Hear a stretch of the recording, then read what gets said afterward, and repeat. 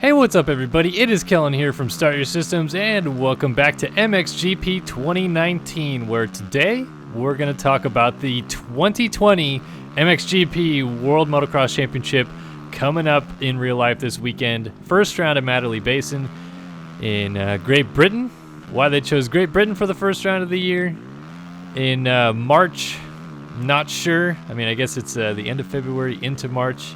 But it actually does seem like the weather isn't going to be terrible this weekend. Maybe a little bit of light rain Saturday, and it's going to kind of clear up over the weekend.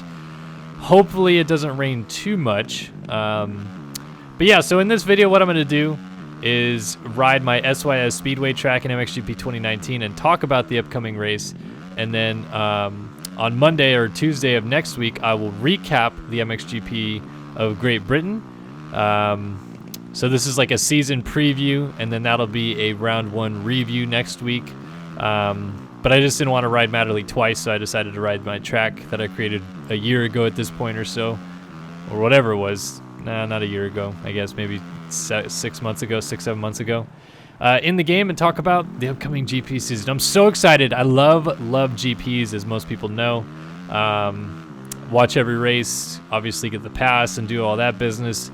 And now I get the opportunity to write about the GPs over at racetracksonline.com. So head over there, check out the 3-on-3 article that was posted up yesterday. And then I believe we're going to have an MXGP team guide that I'm doing posted today, Friday, the 28th of February. Yeah, right? Yeah, 28th of February. So excited. Oh, man, love GPs. Yeah, let's talk about it, though. Let's get into the MXGP class first, because I think there's a lot to talk about in this class. So many different storylines, so many, I don't know, just things that could happen this year that shake up the championship scenarios moving forward into the 2020s as a whole. Let's start off by talking about the debutante ride of a lot of guys, but leading off, Jorge Prado, two-time MX2 world champion, is moving up to the MXGP class this year. He broke his femur back in December. Somehow, some way or another, I have no idea how, he will be lining up this weekend in Matterley Basin. And he posted like a, decision making or like a reason why he decided to line up this weekend video in Spanish on his social accounts. And basically just said that he's as close to ready as he thinks he could be.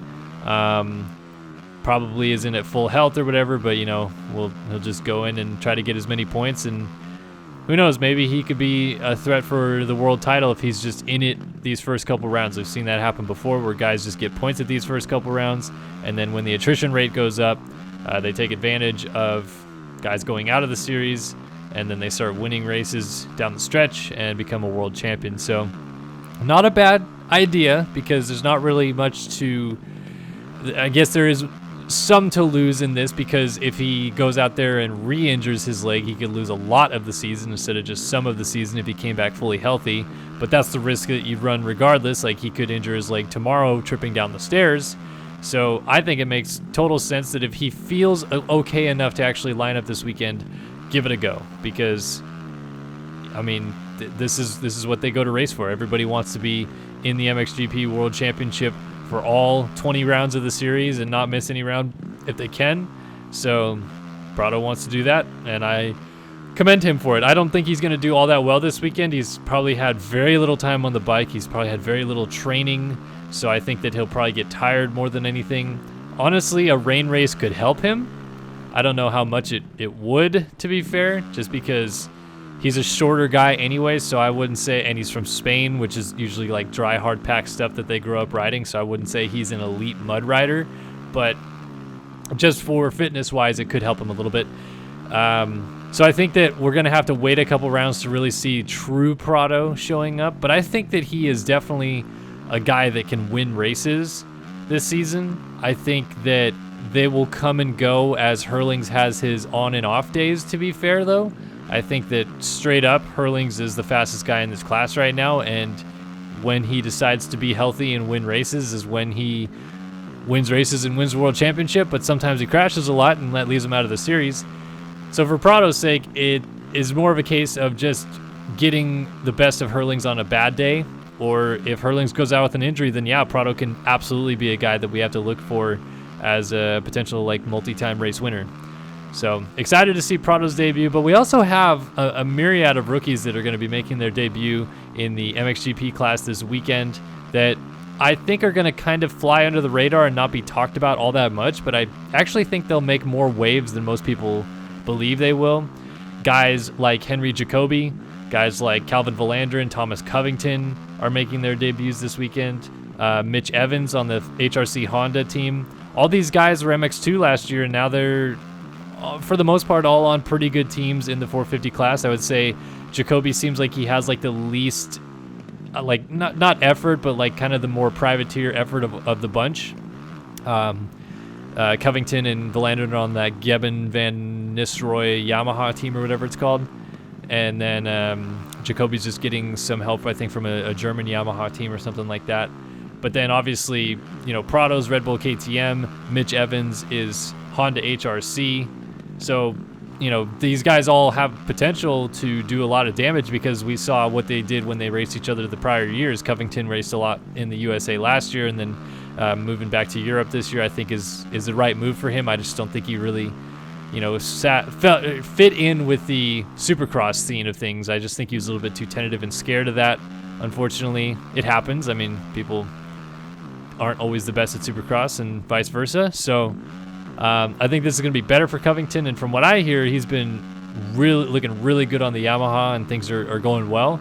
Yamaha's a weird bike, though, because for some reason we always say that it seems to suit the taller and bigger riders, and Covington is not a taller and bigger rider. So we'll have to see how that goes.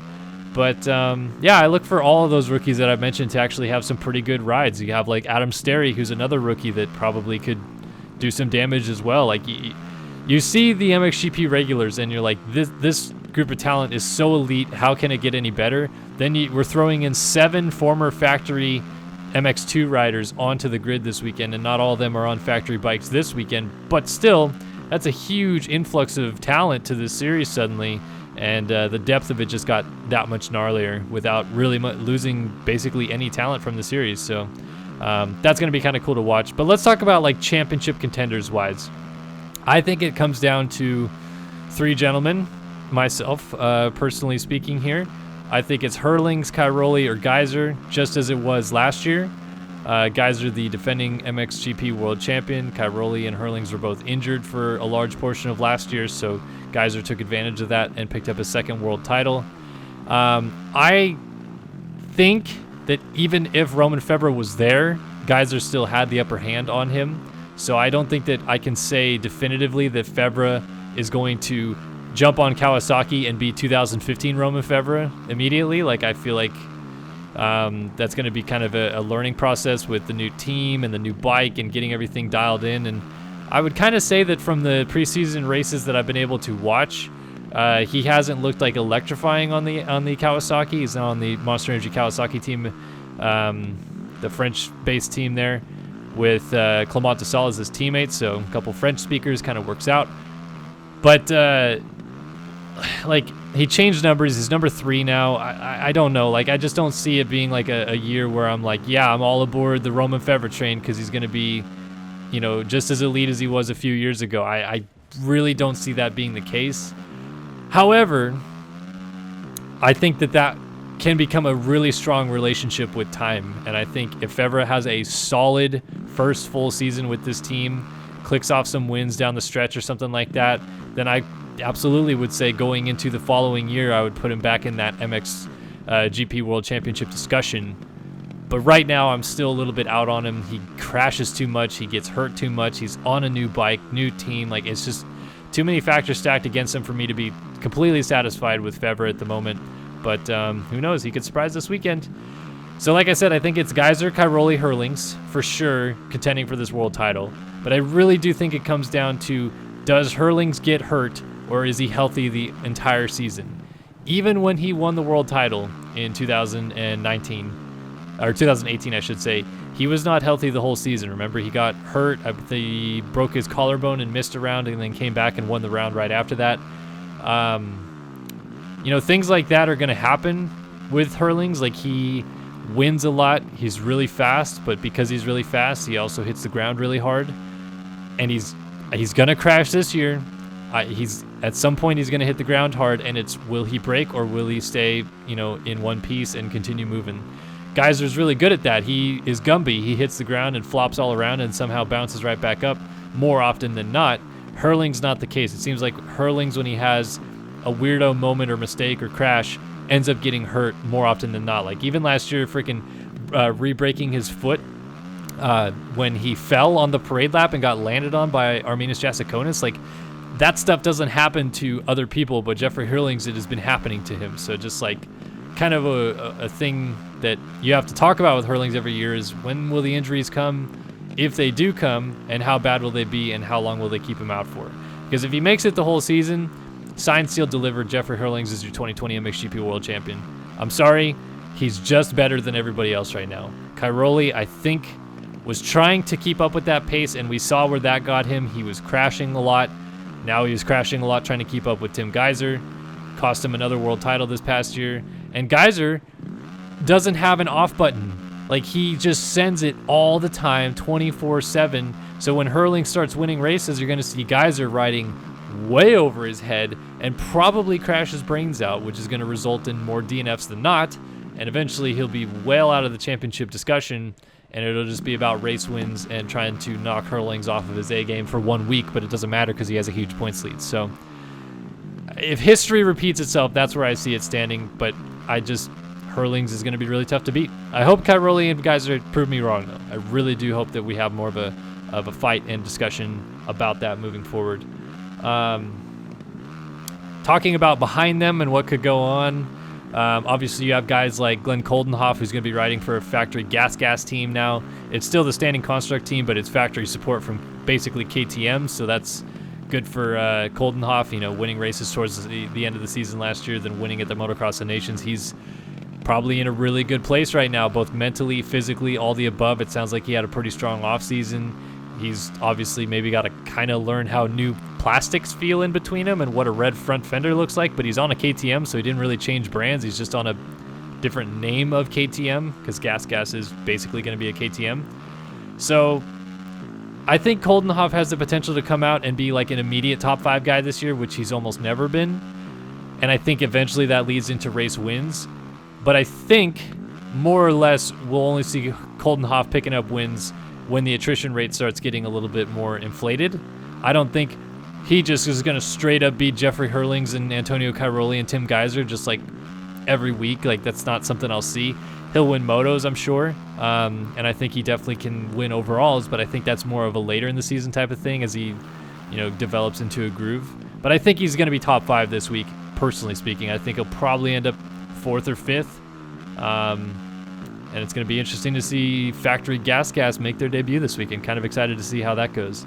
Talked about Fevre. Let's talk about the Monster Energy Factory Yamaha team. Kamiya Yamaha or whatever. Who knows what it's called anymore? It's all up in the air. Wilvo. No, it's Factory Yamaha Wilvo MXGP team or something like that. Whatever. It's Yamaha. It's Factory Yamaha. It includes Gauthier Paulin, Jeremy Seawer, and Arnaud Tonis, who were all very solid, steady, consistent riders last year. And I think we're going to see much of the same this year. I think that none of them are championship threats, in my opinion, yet. I think that we need to see some pretty vast improvements across the board. But I think Seawer would be the closest to being a threat at the moment, and I just don't see Seawer being a guy that steps up and challenges Jeffrey Hurling's and all those guys. But is he a top 5 guy most of the year? Yeah, absolutely, and it probably gets him 3rd or 4th in the World Championship at the end of the year like it got him 2nd last year. But he's never really been a speed demon. He's been really consistent, injury-free type of guy that is a great rider. He honestly reminds me a lot of Jeremy Van Horebeek when Van Horebeek was on that Factory Yamaha team, where it's like, he is really good. He's a really good, steady rider. He'll give you results, and at the end of the year, it'll look really good in the points. But I don't know about wins and, overall victories, Grand Prix wins, etc. This team, I don't think it does it for me this year. I would say without Fevre, they kind of lost their true star power in a sense. yes, they had a solid, run in terms of point standings last year, but nobody won. So that's what I'm saying is like, we have to see these actual race victories happen for me to change my mind about them. Like they have to start going out there and really winning more often for me to say, yeah, they definitely, are real title threats or race win threats consistently. But right now, none of them are. They're just all really good riders. They're all top 10 guys, and they all should be top 10 this weekend. At least that's how I picture it right now. So we'll see.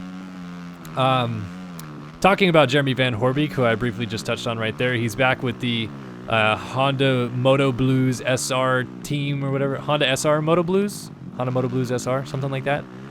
French-based team, and Van Horebeek's Belgian, so he speaks French.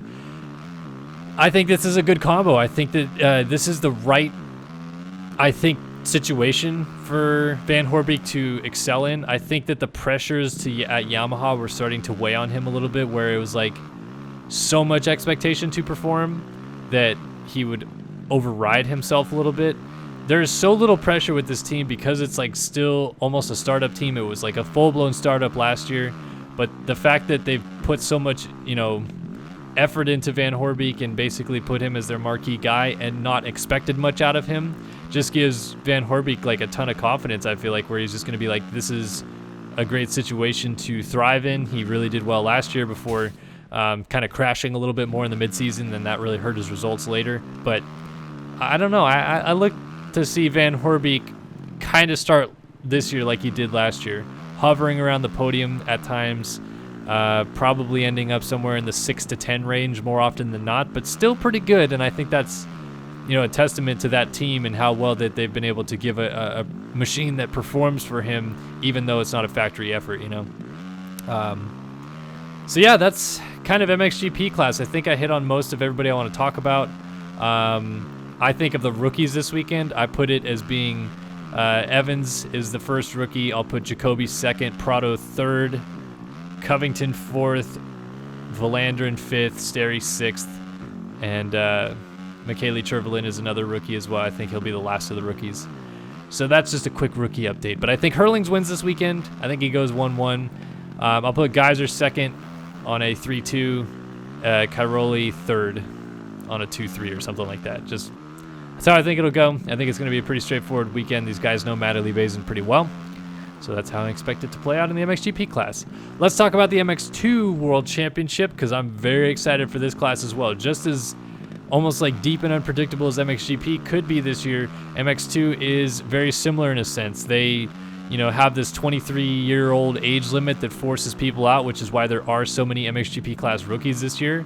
But what it's done is completely blown this MX2 World Championship wide open. Somebody is going to win the world title this year that has never won a world title before, which is always kind of a cool feature about this MX2 series. And really, we're looking at a myriad of guys that don't have a lot of winning experience, like Thomas Kjær-Olsen. Why did I think Marcus? Thomas Kjær-Olsen has the most wins of the group. He has 3 Grand Prix wins to Tom Vial's 1.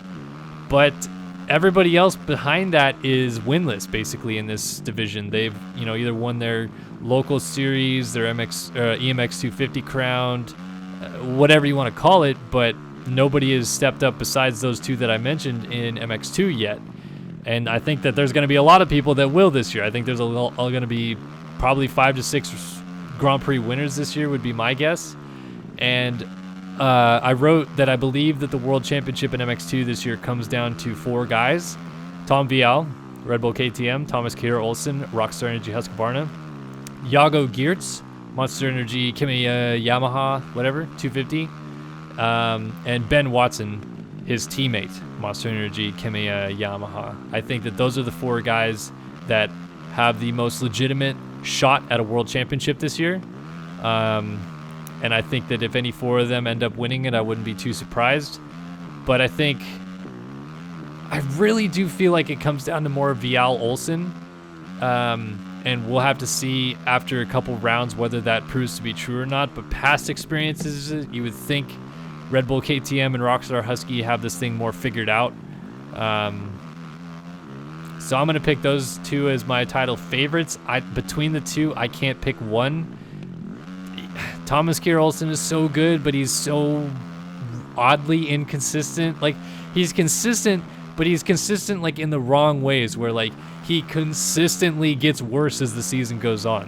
He's like a consistent second, third, fourth. Like, that's not a good recipe for a world championship unless people are getting hurt, but I just don't see that being, a thing that necessarily happens that often in MX2. So for his sake, he's got to start win, second win, like actually consistently clicking off really strong results every week, and then I'll change my mind about him. But right now, it almost begs the ideology that Vial is almost the favorite, because he was like more consistent last year in terms of podiums and race winning speed that we saw throughout the season. Like, Vial was getting better towards the end of the season than he was in the middle or the beginning of the season as well. So I like Vial over Olsen, but I think you just toss a coin up between one of those two right now, at least in my opinion. But I'll say Vial, if they stay healthy, would be MX2 World Champ at the end of the year. Let's talk about what's going on behind them, though, because it is just up in the air, absolute chaos. I'll start with American Mitchell Harrison, who is racing for the Bud Racing Kawasaki team in what I believe is going to be his final year of eligibility in this class. So it's either win a title this year or he's done. But I don't necessarily believe Harrison is going to win a title. I believe Harrison will win a moto, maybe two this year. I think he's going to be significantly better this year than he was last, because he'll have so much more prep time and living in Europe and all that business. But I think that we need to see different kind of drastic improvements out of him to say that he'd be like a championship threat. I say that he's going to have his good days and his bad, and on his good days I think he can win, and on his bad days I think he'll finish 10th. So, it's just going to be kind of all over the board for him. Wilson Todd is coming over, racing full-time in Europe now. Basically, there's like this Australian invasion going on worldwide.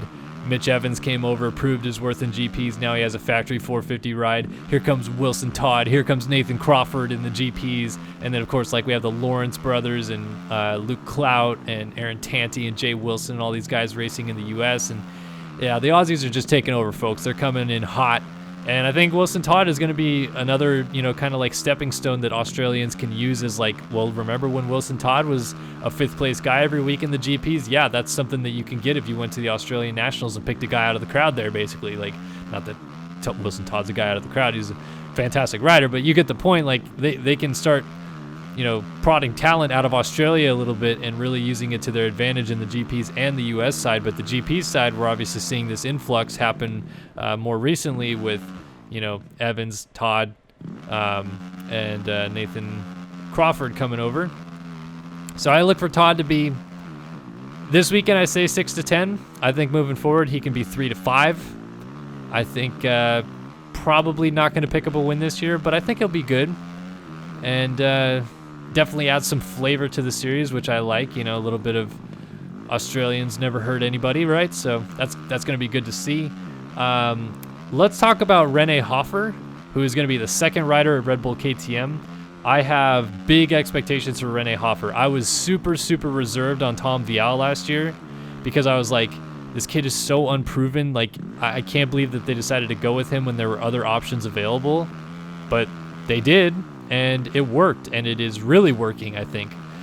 Something about this team, something about Red Bull KTM Factory Racing, they have so much support on the European side of things, and they have such a winning track record now in the past decade that, like, Rene Hofer just got a lottery ticket, I think. He's a really good rider, and I think at the end of the day, he did deserve this ride, but this is, like, the difference between picking up a on a good team and probably becoming a 3 to 5 guy in a couple years versus we may be talking about Rene Hofer winning a world championship in a couple years. Like, he is in a really, really good spot. He's already proved at a couple of the preseason races how good he can be. I think he needs to work maybe on fitness a little bit, but man, he's in such a good situation. It's hard to bet against the kid. I think that we're going to start seeing podiums before long, and then like Vial last year, I think if Hofer picks up a win or two towards the end of the stretch of the season, I definitely wouldn't be shocked.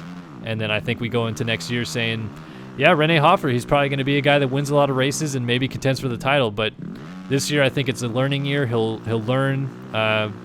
Weird to say his more experienced teammate Tom Vial will be something he can lean on, but Vial's going to be out there trying to win races every week, and Hofer's going to be like, well, I think I can go as fast as that. Let me give it a shot. And that's huge to have a teammate, you know, like that to kind of bank off of when you're young. He's only 18. He just turned 18. So yeah, I'm high on the Hofer train. Going to be interesting to see how he does this year. I'm also very high on the Rowan van de Moosdijk train. I think that this kid has unreal speed and potential. I hope he doesn't wad his brains out using that unreal speed and potential, but EMX 250 champion last year, comes over to the F&H Racing Kawasaki team, I believe it's called, and he is going to be good. He's going to be good, folks. Like, he's going to fly under a lot of people's radar coming into this season that aren't paying enough attention to GPs to know. And I think that this kid goes straight onto the podium contention discussion right away. And I think if he stays healthy, he goes into race winning discussion quickly. I really like his chances to kind of almost shock the industry this year. Not necessarily world championship, but be up there contending for race wins, podiums, and the occasional crash in DNF because he's riding really hard. But yeah, I really like to see what Van de Moosdijk does this weekend. I say he finishes 5th this weekend. I'll just say that. I say he's the best of the rest, if you will. I would put Vial, Olsen, Geertz, Watson ahead of him. But then I think Van de Moosdijk could be the 5th best guy this weekend in Matterley. And then, yeah, behind that, just like, who knows? Maxime Renault, Mathis Boisrome, Kevin Horgmo, Jed Beaton, like a myriad of different names that come to mind here that could contend and be successful and probably be podium threats and maybe even win a race or two, some of these guys. Jed Beaton could be electrifying, and Beaton's another Australian that's, you know, come over and done really well. So, you know, Aussie Nation all day long. But, you know, you look at these guys and you're like, this is the future of the sport coming through right now. Like, right now, they're not household names yet, but in 5 years, they're going to be in the MXGP class and winning races and being big deals. And it's just always kind of cool to see this weird dynamic of right now, none of these guys have any real big success in this class to their name. Some wins, but very limiting. And one of these guys is going to walk away with the world championship at the end of this year, and it's going to change his career, I think, forever. You know, like, I think it really gives you a mental boost and an edge to win a world title, whether it was against elite competition or not. But yeah, this is going to be a really fun season to watch. I'm super excited for GPs. Like I said, love them. I am going to kick back on Sunday morning and be a fan like the rest of you guys, because Racetracks doesn't really cover much of the GPs. They get a little bit of a race report action in there, but you know, on the American side, most people don't seem to really notice or pay that much attention to GPs. Not I. I am diehard fan, love watching it. It's some of the best racing you'll watch all season long if you decide to tune in. So I hope you do. But if you don't watch them and you just want to hear my ramblings every week, I'll be doing recap videos like I did last year, where I'll give the lowdowns of the, you know, of the weekend and what happened, and talk about my thoughts and opinions moving forward in the series. Always a good time to discuss GPs. So thanks everybody for stopping by, watching this video. Hope you guys enjoyed my 2020 MXGP preview, talking about the MXGP and MX2 classes, and a lot of fun that's going to be had this weekend. So thanks again, guys, so much for watching. Hope you guys enjoyed, and I'll see you guys in the next one. So long for now.